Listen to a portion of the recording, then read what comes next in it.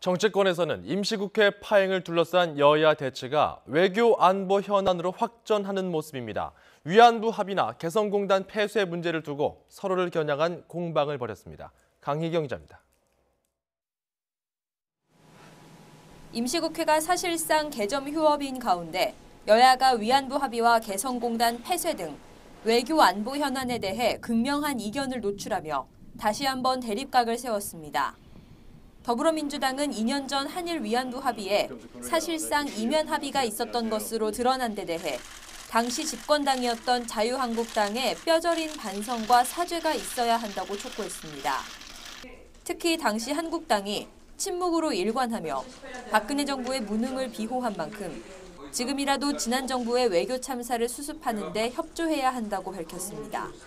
자화자찬 일색의 몰지각한 역사인식을 드러낸 자유한국당 의원들의 뼈저린 반성과 사과를 촉구합니다. 자유한국당은 문재인 정부가 지난 정권에 흠집을 내는 정치보복에만 혈안이 돼 있다고 비난했습니다.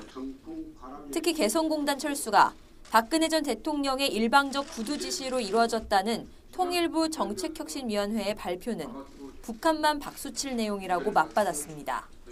외교부 통일부 할 것 없이 전 부처에서 전임 정권에 대한 정치 보복에 도움이 될 수 있다는 또 국민적 공분을 살 수 있다는 그런 끌이라면 국민의당은 위안부 합의 과정에서 전략 없이 일본에 말려든 박근혜 정부가 입이 10개여도 할 말이 없는 게 사실이라면서도 현 정부도 구체적인 대책을 제시해야 한다고 강조했습니다.